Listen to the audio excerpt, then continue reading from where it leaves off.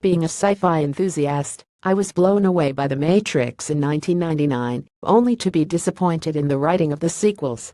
Instead of further expanding on the brilliant intellectual aspects of the first film, the writers developed a conceit of inverting concepts to make them merely sound intellectual. For example, although this isn't from the scripts, to not know what to do is really to know what to do, or being unhappy is truly the ultimate happiness. At first blush, they sound quite profound and deep, and one feels stupid if comprehension is unfound. However, once unpacked, you realize no, it's not you, it really is gibberish. Having put all that on the table, sometimes what appears to be paradoxical logic really does make sense. Two well-quoted expressions that come to mind are, "Not to decide is actually to decide, and the only constant is changed." By not making a decision, one is actually deciding to continue to let things go as they are. As for changed, as much as we might like things to remain as they are, they just won't. Therefore, embracing it to the best of our abilities seems a more logical and helpful choice than trying to avoid it.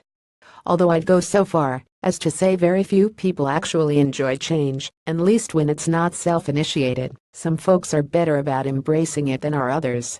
It turns out, not surprisingly, that is due to the type of mindset they have. Mindset, a term becoming more familiar since the turn of the century, can be considered a combination of attitudes one develops that affect how he or she views the world.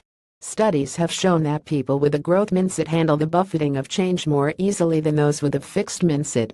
Basically, the difference between those two is whether one looks at intelligence and skills like eye color, meaning you're born with them and they shall remain as is for your whole life, or whether you look at intelligence and skills like a muscle, meaning that the more you use them, the stronger they become.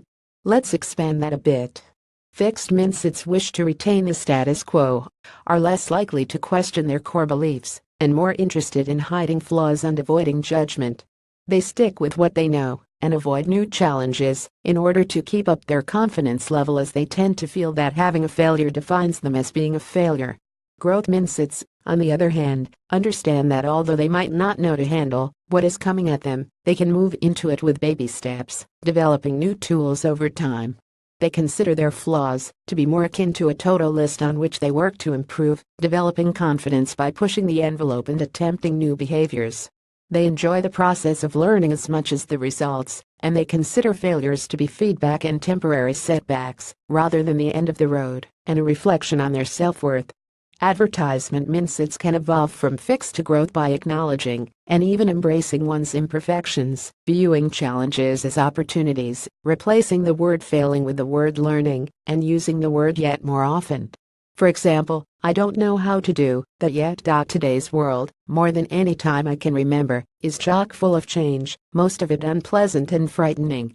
If you feel like Neo from The Matrix, I don't like the idea that I'm not in control of my life. It could be time to listen to Morpheus. I'm trying to free your mind, Neo.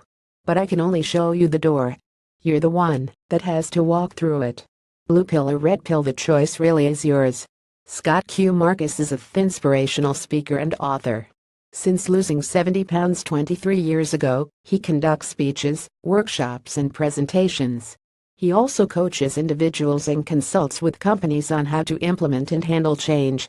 He can be reached at www.thisdemaiminute.com or 7,074,426,243.